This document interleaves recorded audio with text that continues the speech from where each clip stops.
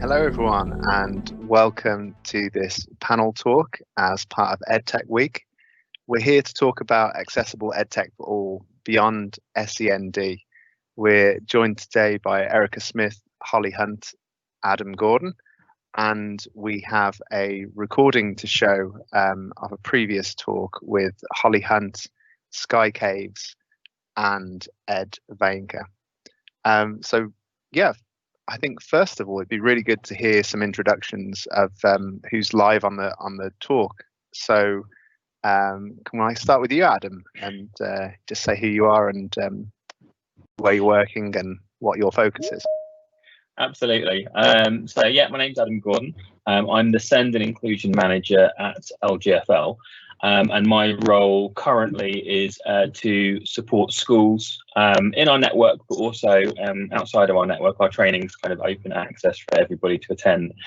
And we, provide advice and guidance to school and some resources as well to help support inclusion, whether that's kind of SEND, mental health and wellbeing, and EAL. My background is as a teacher. I've taught primary and secondary, mostly in special schools, and was an assistant head teacher before I started at LGFL. Great, thanks, Adam. And if I could hand over to Erica there, could you introduce yourself? Hi everyone, I'm Erica Smith and I am the EdTech lead for High Furlong, which is a special school in Blackpool. And we are a through school taking children from 2 to 19. And we have a specialism in assistive technology and alternative methods of communication. And since August, I've been working with Neil to deliver the Accessible Tech Thursdays. Great, thank you.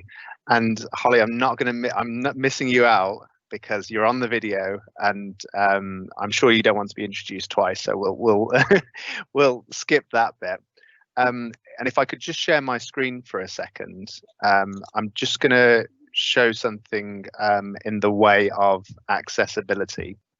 Okay, so you should be able to see your the same thing that you can see kind of reflected. So you can see my screen now. Just to mention, if you go to the more actions here, the 3 dots, and then you go down to turn on live captions, you'll be able to see today captions. So thought that would be useful just to highlight.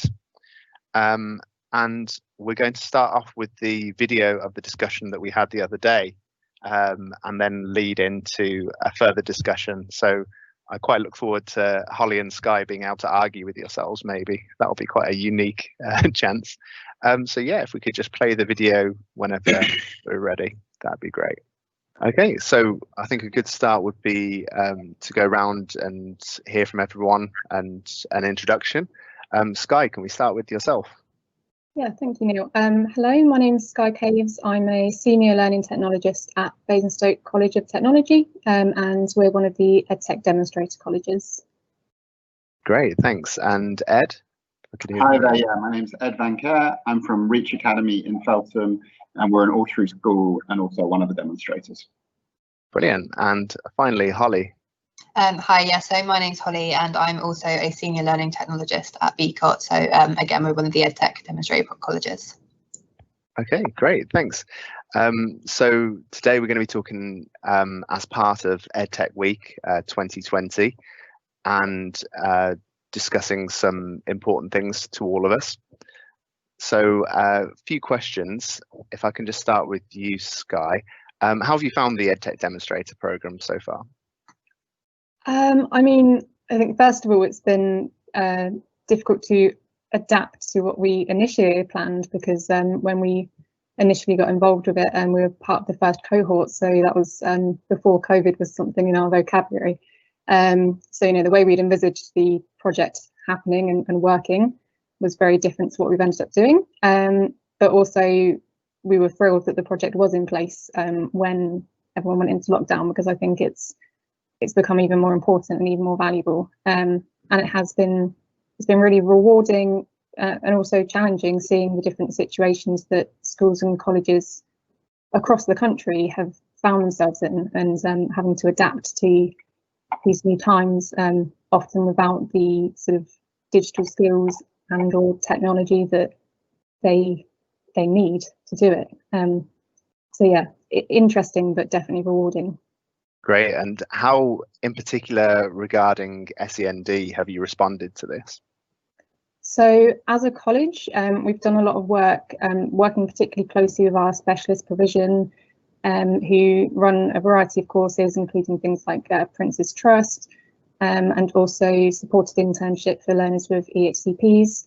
So I've worked quite closely with them over the past few years doing enrichment projects, but we've really been guided from them, because even though our team, the digital team, has sort of recommended technologies and things, we wanted to know from people who are working frontline with the students who have additional needs and have additional barriers to accessing these technologies, what was working, what wasn't. So in terms of our approach at the college, we've learned from them and have, not always gone for the most technological fancy thing. We've actually found that sometimes the most suitable way to adapt to those needs has been, especially back in March when we had to adapt so quickly, to really go back to basics and look at how we could focus on using phone and email effectively before diving in, as much as everyone was hyped about how everyone was diving into these new platforms. We kind of went right back to basics.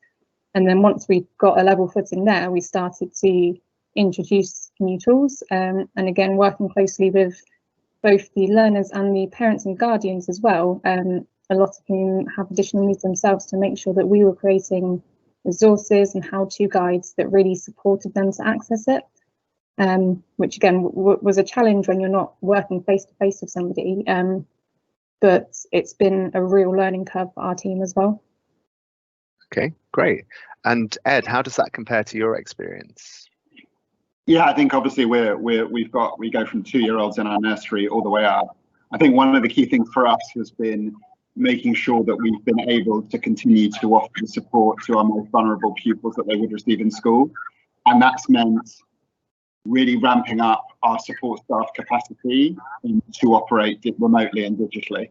So making sure that that support could still happen, as Sky said, over the phone in some cases, but also giving staff the confidence to use some of these technological tools in different ways. And also, I think, committing to providing the kind of intervention and one-to-one support that they might have received previously, using platforms like Google Meets and Zoom, has made sure, and putting that front and center. I think a lot of this is about the organizational appetite to make sure that those young people are being served as well as possible. And I think that's been an important feature for us. Okay, great. And have you got anything to add, Holly, about this? Not particularly, because Sky summarised it quite well, really. But again, it's just sort of working really closely sort of with our learning support teams, and again trying to help the students and staff feel as close to normal as possible, obviously, during these times. So yeah, really great. Holly, is there any particular technology or advancement that you're excited about at the moment around SEN? It's quite a difficult one, really. I think there's a lot of different things that are coming in, and different tools that are really exciting. But for me, it's still those really basic things. So all of the sort of alternate text reading and just those basic covering things so that everybody can access everything and use it, really. Okay, great. If anyone hadn't heard of this area, what kind of tools are we talking about there? So one of the sort of key ones we use here at the college is Read and Write, and that's just been a brilliant tool here at the college. Just makes, again, those additional needs, it makes it so much easier for them to interact and engage with everything as usual, really. Okay, great. And is that the desktop version, or is that kind of with plugins? I think it's a bit of both. I think we have them installed on our devices, but also on the web version. And again, making that accessible from home as well has just been really useful. So it's using it both in college and remotely. Great. And have you had support from Read and Write themselves with this? Yeah, we've got a really good relationship with Read and Write. So they've been really forthcoming and really helpful. Okay, good. Yeah, I think that's really important, isn't it, when you're considering a solution, is what support are you going to be able to get? Because people always jump at free solutions for things, but actually if you build in your time and your support and you look at the kind of longevity of it, it's another thing you've got to consider. Absolutely. is Read and Write available for all learners, or do you just focus on the learners with SEN? For all learners. So again, that approach has been something we've really sort of been quite sort of proud of here at the college, because it's creating that inclusive environment and not singling anybody with any additional needs out. So making sure that everybody has access to it and can use it just generally helps their learning experience. So to make sure everyone's got access to it. Okay, that's really interesting. I think a lot of people could learn from that kind of all-inclusive type thing. What do you think, can I ask you, Ed, what do you think are the pros and cons of focusing on specific SEND support versus wider accessibility support? I think it kind of build on what Holly just said. I think it can be really helpful for teachers and the community to have a sense that these practices can really help all students. And I think that gives a sense that workload isn't being we're not over committing our teachers, and so making sure that the most efficient strategies that we can identify and the ones that will have the biggest impact on those most vulnerable pupils, in almost every case they help the learning of everyone. And so making that the norm, think the platforms that Holly's described, other tools, I think they strengthen the community, they have a good effect on culture, but they also incentivize teachers to be employing those all the time and making it the norm. And that's what I think works really well. Okay, great. Skye, do you think there's anything that we're missing from this? Is there some technology or kind of technique or method that we're overlooking at the moment that we need to pay more attention to? I don't think so in particular. I mean, interestingly, I was thinking when you asked Holly about what I'm most excited about or what sort of new technologies would excite me, but I think that a lot of the core ones that really meet the majority of learning needs, especially when we're looking at a more broad accessibility sort of strategy, obviously there's always going to be specialist tools to address additional needs that as a baseline need to be your first thing you're looking at. But the broader tools that support everyone, I'm most excited about the fact that they're becoming just second nature in all products that we're seeing coming out, new products, EdTech products, not necessarily with a focus on accessibility. Increasingly we're seeing those features built in. And I think that's what's exciting to me, because companies are listening as well. And I think that really helps schools and colleges to make sure that they are accommodating all different learners and learning styles. I think you're right. I think when we've dealt with schools one-to-one, one of the first things we find out is what platform they're working with predominantly. Once we found that, generally there are inbuilt accessibility tools that they don't even know are kind of there and are so helpful. And the advantage of that is it's not an additional piece of software that needs to be installed. There's no different and kind of stigma associated with it. And also it's something that they can take on with them to a workplace, onto another educational organization, or back at home as well, which is, yeah, increasingly relevant. Yeah, that's really good to hear. I was wondering, I'll open this up to the group actually. Can you think of any times where you've made education accessible for one learner and it's unexpectedly had additional benefits for all, kind of focusing on that wider accessibility? I have maybe one example, kind of quite a personal example. So we've been involved in developing the Oak National Academy, and I've been able to watch my two children. My daughter is a much more committed Oak user than my son, but just seeing the signing and seeing the captions and the conversations that we've had about the kind of issues that Skye was talking about, the importance of accessibility, why it's there, has really kind of been an enriching thing from a kind of personal development perspective. And I think it's one of those kind of unintended consequences that has a really positive impact. Oh, great. That's a really good one. Yeah, we had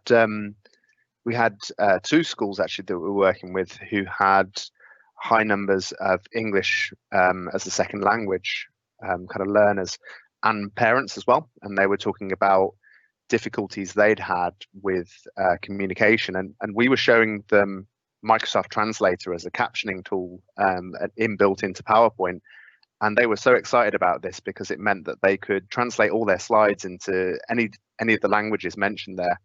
And also on calls, they could translate things for their parents. So it's another example of when we can use tools that will help accessibility for lots of people. And I think that's a really big thing. Productivity tools as well, thinking of dictation. I know there's learners who we've worked with dictation, and they start off just trying to bring them up level with other learners, but then if they really excel with that tool, they can actually speak faster than you can type. So that's really good to see. Do any of you use dictation at all in your organizations? Yeah, we use it quite a bit in ours because we use a lot of G Suite, so there's voice typing in Google Docs. And again, it is something that we show to different all of our learners really, and a lot of them benefit from it, whether it's from an accessibility perspective or just it means that I can do two things at once, or dictate on the phone when I'm on the bus. So yeah, that's great. So for someone who didn't know that you can use dictation in Google Docs, how would someone go about that? Yeah, so within Google Docs, it's literally just in the taskbar at the top. So I think it's the third or fourth in. So you've got file, edit, and there's a section for tools. Open up that menu, and there's voice typing. So this works whether you're on sort of laptop, desktop, obviously as long as you have a microphone, but also mobile and tablet. So you just click on that, and then you get a little microphone pop up, and you can tap on that to start dictating. Okay, that's great. And Ed, I noticed you were nodding, just saying that you weren't using dictation at the moment. Is that something that you'd like to know more about? Yeah, my mind's blown. I'm totally going to spend my afternoon playing with it. So no, totally, it's great. But I mean, I think it's what you said, isn't it? It speaks to the range of tools within the platforms that we're all using, and the speed with which those platforms are developing and have developed. And so I think that's the beauty of this program, the kind of peer support element of it, and the fact that you're working with someone who might know something about that platform that you don't, even if you've got a more kind of an organization that's a little bit more mature in using it. It does feel like everyone's learning together in a way that I think creates the right kind of culture and environment around this. I think in the past, perhaps, we've had sort of specific training that has felt quite kind of didactic, and also like you were a little bit stupid to not know the stuff already. And that doesn't feel like the culture of this project, which is maybe why it's had quite a kind of positive impact. Yeah, I think you're right. I think as we were saying earlier, we've all had to adapt to this situation, and the whole EdTech demonstrator program has been a lot kind of faster paced than we all thought it might be, a lot more reactive than proactive maybe. I think it's really good that you've kind of said that dictation is something that you'd like to learn more about. I think it's about all of us kind of learning from each other. Actually, I don't really use Google as a platform much. I know some of the really good plugins, and I know about the dictation tool, but actually the accessibility built into Google itself, this is something that I can learn from other people. So I think it's really good to share that. Actually, if I can, there's a really good resource that we created on dictation. If I can just share my screen for a second, I'd be really interested in showing people if that's okay. Okay, so I've just shared my screen just to show you how to get to it. So the link is bit.ly/ and then ATT thurs. So like that with the capitals. And this will take you to, internet's being a bit slow. There we go. Yeah, this will take you to a page. We've got our webinar program. So coming up tomorrow, we've got a Microsoft webinar. That's with Hector Minto, who's from Microsoft. So that should be really good. We've got one on Google as well. And if I just scroll down, we've got our past webinars here, and we've got one on dictation. So hopefully that will be useful for you, and that'll include tools built into Google. It'll also include tools built into your phones and Microsoft as well. Just to share that. Yeah, great. Hope that's useful. And while we're on that, what can I ask Holly, are there any kind of resources that you would recommend for people who are looking to learn more about accessibility and technology? Again, there's such a wealth of information out there, but I think some of the sort of key ones that I think everyone should become accustomed to are just looking at your actual devices built-in accessibility tools, because again, that just opens up such a opportunity to use those tools, and they're right in front of you and you don't have to install or add anything. So again, in terms of accessibility, they're there ready to use. So for me, that would be sort of getting used to your systems tools and using those worksheets and finding those. Oh, great. Anything for yourself, Sky? We have a couple of presentations actually that we've done with some of the schools and colleges. One that Holly did during the lockdown number 1, and another one that I put together more recently for lockdown number 2. So I don't know if there'll be an area for notes or something where this is published, but rather than me trying to flick through the slides, and we'd be more than happy to share those in a kind of further resources section. But yeah, they cover stuff on, you know, remote learning in particular, how to adopt to using different accessibility tools. As Holly said, how to find and learn about the built-in ones. And also the slide deck that Holly did from the first lockdown talks a bit about, as we were saying at the beginning, how to adapt to a low tech to high tech, you know, making sure that what you're doing in your delivery is accessible regardless of what you have available to you. So yeah, we'd be more than happy to share those afterwards if that would be okay. Brilliant. Yeah, that'd be great. We'd love to share those. Thank you very much. And yeah, I'll make sure that we have those either in a shared drive or sent out to whoever attends this session. That'd be really good. Okay. And yeah, same question to yourself, Ed. Are there any kind of resources or kind of projects or things that you'd like to highlight? Yeah, I mean, I think for me, as I said, one of the things that we've been working on with our schools is really having confidence in the capacity of every member of staff to have a positive impact on the remote learning experience. And so I think a lot of the schools that we've been working with have not prioritized kind of building their support staff capability, and often they've been limited by perhaps their experience or their access to devices. But I think it can build capacity in a really important way, and in a way particularly that helps those most vulnerable pupils. And going back to what Sky said right at the beginning, it doesn't necessarily have to be super tech heavy.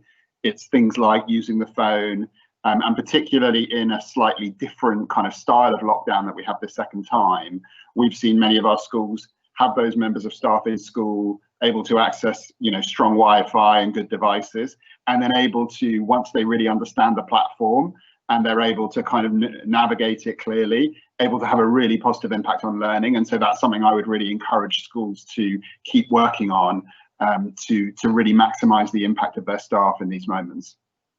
Okay, that's great. So I think we'll probably bring this kind of mini conversation to an end. Is there anything any of you would like to kind of mention, any events coming up or anything you'd like to talk about in particular before we finish? One other thing that just popped in my mind, sorry, and I'll see how we can share these as well because they're in a shared drive, but I think that we should definitely be having, maybe we can continue this conversation shortly with the rest of the panel, but look at accessibility for EdTech for staff as well and teachers. I think they get left out of the conversation, but we forget that oftentimes both where at our college and schools and colleges we've worked with, yeah, you know, members of staff have additional needs, and even just things as simple as them trying to adapt to using a small laptop when they're teaching from home. So looking at resources that are aimed at helping staff be more confident on how to use these accessibility tools. So again, I'll try and pop, we sort of collated some resources for our staff. I'll try and pop those in a shared drive for you. Yeah, that'd be great. I think you're right. It's sometimes a missed point because we're so focused on the students, which is such a fantastic thing. We sometimes forget that accessibility is for staff too. And I think sometimes there's a bit of a cop out where, oh, we don't have anyone who has that need. And actually, I think we're at the point where that's no longer acceptable, where we need to be accessible right from the start, so that we're welcoming to people with various barriers. And as you've discussed, those can be temporary barriers that staff face, or hidden disabilities, or people who maybe for whatever reason just don't want to kind of let on that they kind of have these barriers. I know one of the pieces of work that I did was with a director of a company who was supposed to be supporting everyone else, and he came to me and said, look, I don't want anyone to know this, but actually I'm dyslexic and I've struggled for years and avoided emails, avoided written things, and tried to do everything in person. He said, but now I'm actually I'm drowning a little bit, I'm kind of out of touch a little bit. And he needed the tools that he was actually kind of trying to help us set up for other people. So you really never know who has these needs. So I think that's really important. Great. So thank you. Thank you all for attending, and we'll hand over some of this discussion over to the others that are attending live on the day. Right, I think that's the first time that I've ever handed back to myself, which is quite a strange experience. Welcome back. I think that was there's some really interesting points there. Thank you, Holly and Sky, and thanks, Ed, who can't be with us today. We had a few questions that came up just during that video. So if I can come to you, Sky, just to pick up on read and write. Could you just explain to us what read and write is and how it would compare to, say, inbuilt tools in Microsoft Office 365? Yeah, absolutely. So I think from the question that the person might be referencing Immersive Reader, but also if it's the general reading tools like Dictation within Office. So just to give you a bit of a comparison, read and write, there's a version for Windows, there's also a download for Google Chrome and extension. So it can be used across websites and things as well. So not just within your Google Docs or Microsoft Word. And there's quite a few different features as well. So there are features such as dictation features and also text-to-speech features. There's also screen masks. So again, we use it a lot with our students who are used to having an overlay when they're doing written work. So that's been really useful when we've gone to remote. But yeah, so there's different versions depending on the platforms that you use. There are some similarities in the features from read and write and the inbuilt features. But one of the things that we find it really useful for is because it can be used on just web pages as well. So for our learners, if they're needing to do research in their browser, then they have all those accessibility features there as well, and things like PDFs as well. It's a product by Text Help. So if you just search for Text Help Read and Write, they've got some great videos on their website where you can have a look at all of the different features. Great, thanks, Sky. Yeah, Read and Write was actually one of the first pieces of assistive technology that I came across when I was first in student support, and it was just reading out everything on the page. And I kind of quickly learned the value of headphones in a session. That was quite useful to learn. We had a comment that I thought was really good from Mark Beetlestone about ESOL learners becoming really proud of their own language in front of others, which I think is really important to mention. And what was covered yesterday in another webinar was also that learners, when they transition between languages and they want to learn more in English, that they should have the option of translating just a word at a time, not entire documents, because it might just be those one or two words of vocabulary that you don't know. And then you can start to test yourself a little bit and push yourself in the new language. So I thought that was really important as well. We've also, there was something there that was touched upon about the lived experience of someone with a disability as kind of staff member. I was wondering if we could bring in Adam at this point to discuss your kind of experience in that area. Yeah, absolutely. I think it was a really good point that Sky made in the video, because I'm quite severely dyslexic, and always use technology. I was really lucky that my dyslexia was picked up quite early, so I was taught to touch type at primary school, and using technology myself made a massive difference to my academic outcomes and going to university and stuff. So most of the way, because I'd always used technology, I kind of supported myself and worked around. But actually, I'd never felt it as more of a disability than when I did a teacher training practice, and went to a school that were quite old-fashioned in their approach, and where I'd actually been working as an unqualified teacher, and where I had done things like spelling tests and things, I very rarely wrote in hand on the board. I had all my slides ready beforehand. And I'd found lots of ways of working around, and this school didn't like things being done that way. So I was having to do spelling tests and handwrite things up on the board, marking. It was a mainstream school, so I was marking, where if we'd had maths, English and science, marking 90 books a night in handwriting that I knew parents were going to see, and kind of being very self-conscious about that. So I think it's a really important point that I know a lot of dyslexic teachers, and I know there are teachers out there with other disabilities too, and just thinking about allowing people to work in a way that they can overcome their own barriers, and kind of, so many people, if you've got to a point where you're in the teaching career, you've probably found workarounds for yourself, so let's enable people to continue to use those, and that's getting, I think, even more and more powerful with things like how easy it is to give video or audio feedback to people on a Google Doc or something like that. I think those tools are fantastic for the person giving the feedback, and also for people receiving the feedback. A lot of people are going to take that better as a 10-second video or audio clip of verbal feedback on work, rather than having to read written feedback.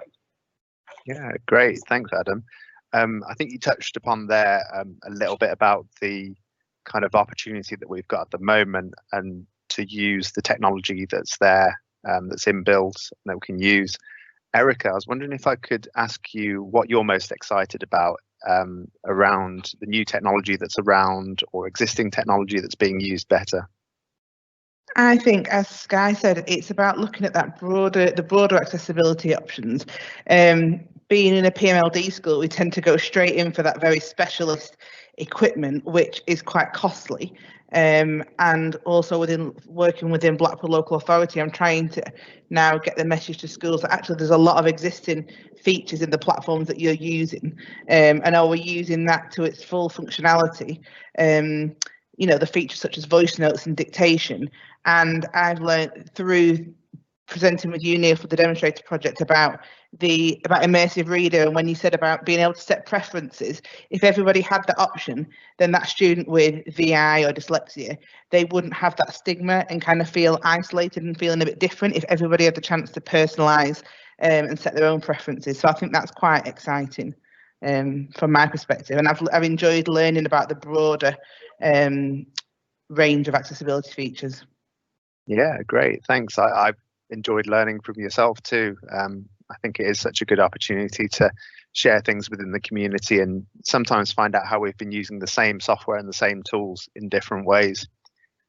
So Adam, I understand you have a question. Can I bring you in at this moment? Yeah, I think I was just checking with Sky, because I know she knows read and write better than I do. But one of the other advantages over read and write, there is, as she mentioned, there's different versions. So one of the versions is on the desktop, so it doesn't have to be connected to the internet, which obviously means it's more useful for exam access arrangements. That I know I get asked a lot when I'm kind of supporting secondary schools, in particular, about exam access arrangements. So I really rate tools like Immersive Reader, and I think it's great. As it stands right now, trying to use anything like that for exam access arrangements is complicated or not allowed, depending on which way you kind of interpret the rules. So yeah, just to really pick up on that as one advantage of that tool is that if it's someone's usual way of working, then they can just take that into the exam to support themselves. Great, thanks. Anything to add to that, Sky, at all? No, and I completely agree. You know, I think that all of the tools have really useful features, but as you say, if it's something the students are used to using, and it is something that's been approved by the Joint Qualifications Council, Joint Council of Qualifications. Sorry. So again, the Text Help team are really helpful. They've been really supportive with us in implementing it. So if anyone wants to reach out to them about how they can implement that for exams, then I definitely recommend doing so. Yeah, great. Thanks, Guy. I'm glad someone else gets mixed up with JCQ on the letters. I always get that wrong. I always start with joint qualifications and then lose my way. It shouldn't really, with 3 letters. But yeah, I was wondering, I wanted to think about a little bit about how people improve their knowledge around AT. And I was wondering if I could bring you in, Erica, to ask you about how you got into supporting learners with kind of assistive technology, and what advice would you give to anyone who wanted to focus in that area? I think what I've recommended to my schools that I've been supporting is to, you know, see if you can lend and trial things from your local SEN provision, because I know, Neil, we spoke, haven't we, about when we did the physical kit webinar, that actually it is quite costly, and we would always recommend that people try before they buy. I think I kind of started using assistive technology in school because people would come to you with, it was more of a diagnostic approach. It was, you know, I felt like we're a bit firefighting, you know, whereas now we're moving to bring in that whole EdTech strategy. So it's not just using, and it's looking at things like the TPAT model or the SAMA model. You know, we're not just going to replace, is technology always going to be the most appropriate tool? You know, if it's not just a case of using technology for technology's sake. Given the children that we work with, we still very much need a mixture of, you know, say remote learning or live lessons, and then those physical sensory packs being sent home. And it was about looking at what technology was telling us as well. So during the first lockdown, some of our what our VLE, our learning platform, was kind of telling us was that we could pick up on which families and children weren't engaging. So that meant that we could focus those energies on sending more work packs or doing a little bit more face-to-face time. So it was also that kind of safeguarding element as well of who were we not reaching. So it's not always about using the technology to deliver the lesson. It's about what else can it tell us as well. So I think that's how we use it. That's how we kind of apply it in our setting. Okay, great. Thanks, Erica. That's really useful. And if I could bring Adam in again, just to kind of let us know, is there anything that you're particularly excited about at the moment in the world of education, technology, around accessibility? Is there anything that you want to share with people? Yeah, absolutely. Well, I mean, I think we'd all say the same thing, that one of the best things that's happening at the moment is the kind of how readily available, inexpensive and kind of almost mainstream some of the assistive technology is becoming. And the ways in which different kind of technologies who have kind of really are coming to maturity. So, artificial intelligence, optical character recognition, natural speech recognition, and they're kind of coming together in tools that are really easily available to people in really interesting ways. So I had a colleague actually came to me and said, want some advice. I've got a young boy.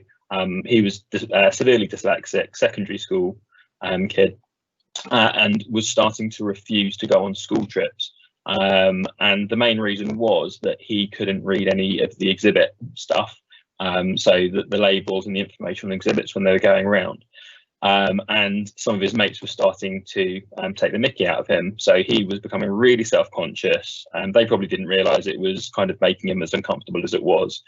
And I just suggested, and they tried it and it worked, that he download Seeing AI. He had an iPhone, so he downloaded Seeing AI, which is a Microsoft app, for those who don't know, Microsoft app that does lots of cool things, but effectively it uses the camera on the smartphone and interprets what it sees. It can do that in a lot of different contexts, sort of people's faces and things. And I think it was designed originally for people with visual impairment, but it can read text. And he just put his AirPods in, had his phone, had permission to have his phone out on the trip, and would just use his camera to scan the text on exhibits and information when they had to do kind of things like scavenger hunts or get information to fill in a worksheet around a museum. And that completely changed his experience of going on those school trips. And that's something that, you know, he's going to be able to use for the rest of his life when he's out in public, whether it's a menu or anything else, and not look like he's doing something particularly special or have some big device that makes him stand out or look different. He's just on his phone to anyone who walks past. That's great, and I'm always really interested with those examples of what that does, what that experience does for the teaching staff around them and for the other learners around them, who see these tools then as being something that anyone can use. I think Microsoft seeing AI is the version you can get on Apple iPhones, but also if you've got Android phones, there are options around there. Claro Scan Pen is free, and I know there's Envision AI is a paid version that has the kind of almost the full functionality that the Microsoft version has as well. So yeah, get in touch if you're interested in that, and we can always help you out with some more. So I understand that we're coming into the last few minutes, so I'm just going to open it up to anyone for any kind of closing comments.